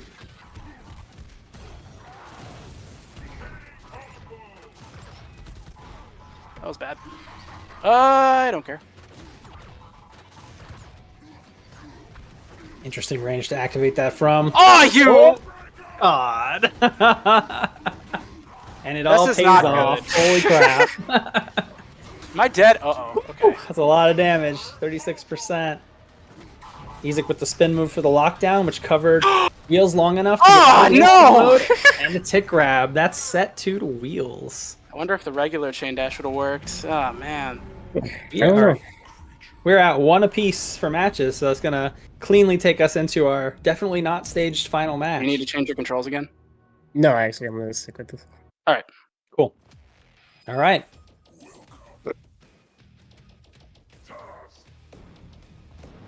So I suspect Sonic Dolphin will be picking Kim Woo. Yeah. And, It's like the last character on my list. Looks like we're going to see Tush, a.k.a. Oh, boy. Tusk, from The Wheels. buffed one. We call him Tush because the K and the logo on his name kind of looks like an H, so it kind of looks like Tush. And he also is a back-facing character, so you can always see his butt. So that's how he got his nickname Tush. Eons have tempered my Tush. My turnbuckle. Oh my gosh. No. So both of these characters got buffs. Kim Woo got a handful of buffs for this patch. Faster, farther moving light dragon kick that blows up armor, better jump, better walk speed, but some worse frame data on air normals, whereas Tusk just got one change, which is that the Berserker cancels an instinct now. Take up a little bit less of his instinct time so he can do them a little longer. Nice deflect there from Wheels. Moving into the corner, but actually gives up corner immediately with the side switch move.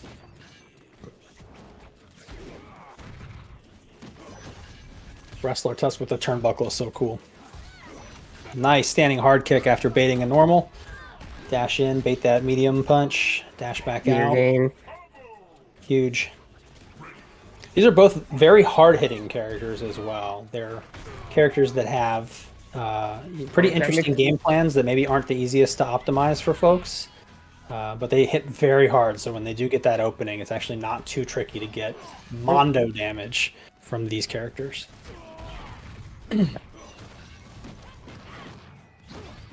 Oh, maybe a little too much. Wow, able to cleanly convert that juggle into huge damage. I thought maybe that was a mistake that you punished that before you landed, but still 35% from that is very nice. That's unfortunate. You know, as you learn the game, those juggle combos that characters can do, they're a little harder to do than the ground combos, but they can be a lot harder to break, so it could be worth learning them as you get better at the game and advance your skills. Oh. Good bait on the throw from Sonic Dolphin, now pressing Wheels into the corner with those nunchuck attacks. No, it whiffed. Finish on the stand heavy. It's a tough button to miss. A lot of recovery. Ooh, big damage again, 47%.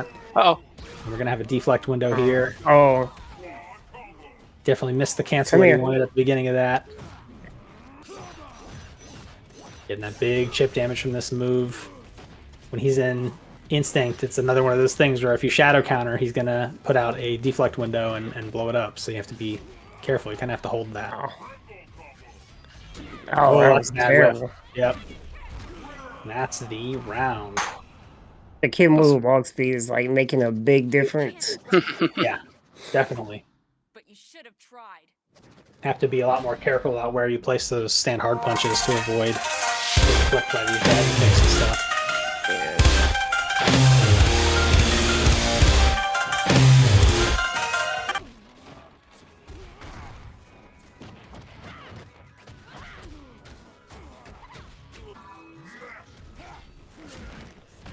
Tosses him out of the corner instead of in.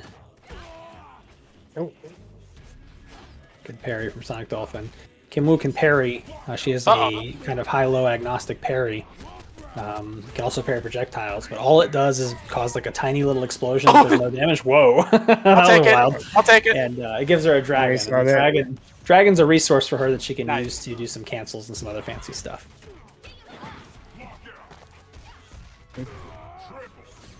Oh, you're on the other side. Got it. 33%. No meter spent.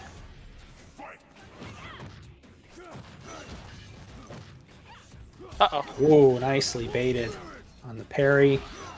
That was a medium. I tried to break the slide. I was like, damn, I missed it. And I tried to break that. I was like, uh-oh. Yeah. Okay. Please jump. I said please. Yeah. Parry. Yeah, Ooh. I should have known. Ooh! Wheels with the bravery.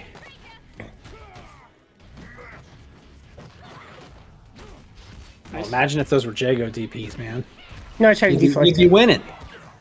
I might be dead here. This is gonna hurt. Oof. 80%. Jeez. Oh. Ugh.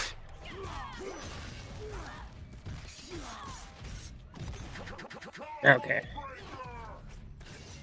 That's all I wanted. Chance for Wheels. Oh, that's it. No, Yeah. I Walk just speed, won. go!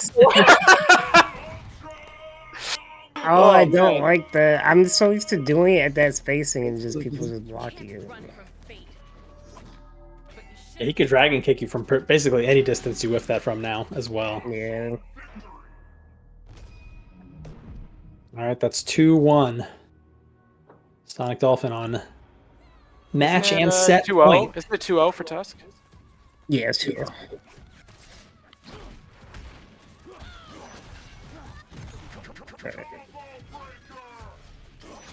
Oh wow, that reached.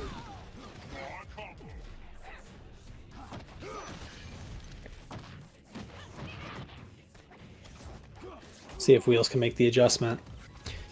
I've always felt the characters who have a little parry type move, like Isako and Kim, actually do pretty well against Tusk because he has a lot of really big, slow moves that telegraph.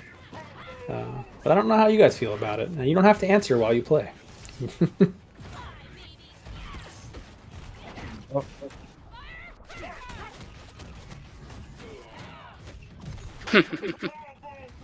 Yeah, I'm all set on that. Gosh dang it. Oh, you're all set, huh? That button's a curse. Don't press it anymore.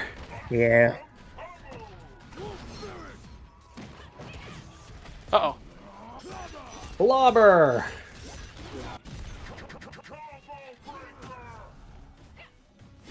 Okay. Where's my answer? No! Oh, yeah, sit down. When Tusk does the move where he chops down from the air, I'll take it. it always sounds like he's move, saying so. supply drop to me. Yeah, he does. Supply drop! There it is, supply drop. Oh, I didn't want to. Oh, missed it. Nice shadow counter from Wheels. It's the hard knockdown. Going for a little bit more pressure, opens him up. Combo broke right away, but you still get that 13% damage up front. That's nothing to Oh, no. scoff at. Ooh, wow, throws the counter, the shadow Just counter once, attempt. man. Very nice. No! Ah, cheeky. Nice. Went for the breaker on the pursuit. Oh, Whoa, that reached. they're gonna kill me. Yep, I knew it. I was like, the moment I did it, I'm like, I know exactly what he's gonna do. Wheels is Yeah, on this is- board. You just wait here. Yep. The adjustment is don't press hard punch from full screen. Yeah. You got this. You got this. Ooh. 2-1. Nice anti-air. That light DP. Tusk has some really, really good anti-airs. He has Crouching Fierce, and he has 3 different strengths of his DP that cover different ranges. So he's not a character you really want to jump at most of the time. But if you don't, he's going to press some pretty huge ground normals, so you're going to have to risk it occasionally.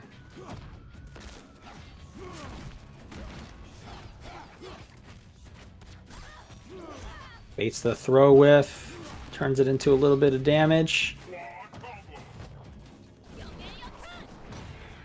Backs off to make sure that that instinct pop does not turn into something horrible. Very smart to back off a little bit. Give Sonic Dolphin the space. Oh, that sucked. Oh, that sucked even more. Whoa. It's gonna suck even more. Oh yeah, it's gonna hurt. Oh my god, that sequence was wild. All right. Oh my god, just a jab. Uh-oh. I did not expect that.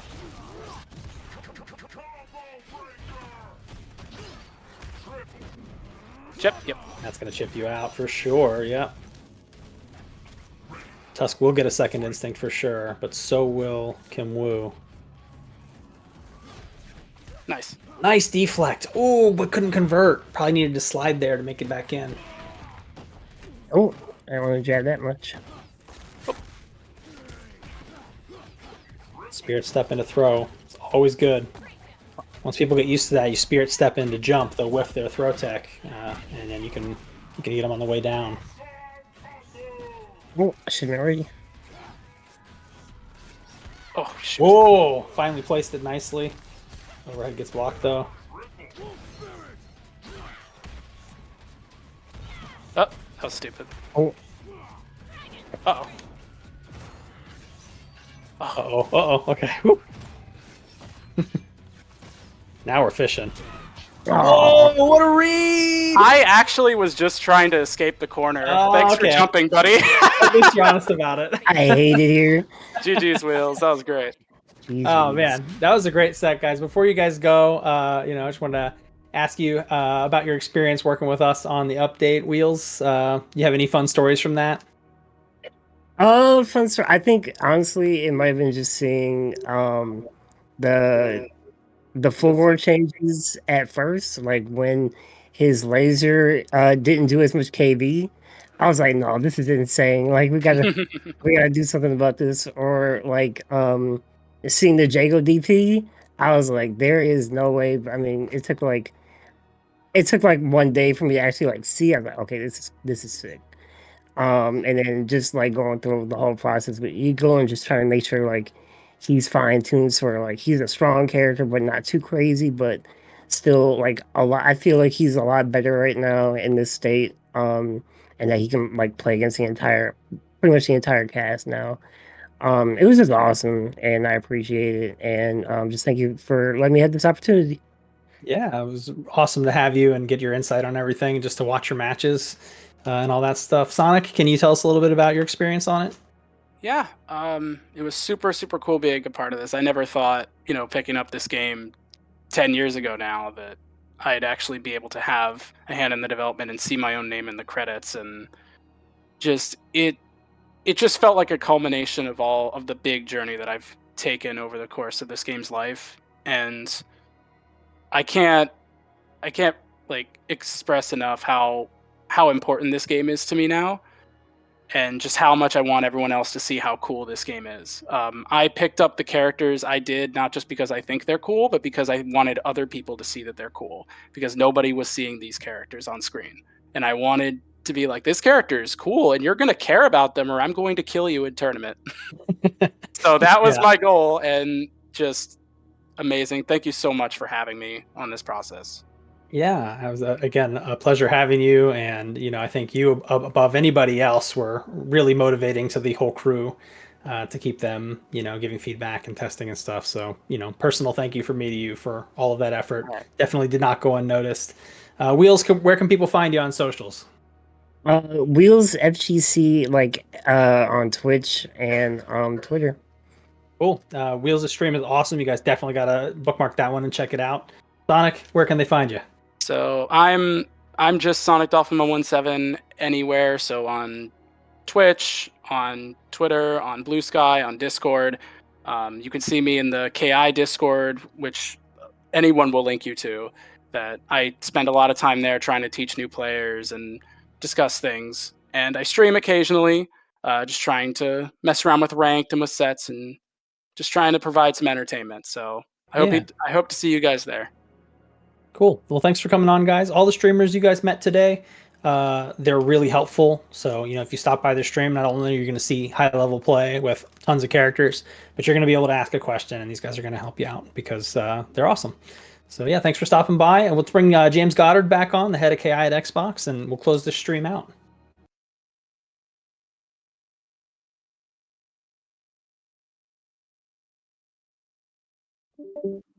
We got James. I'm on a decent delay, so. Oh yeah, all good. Okay.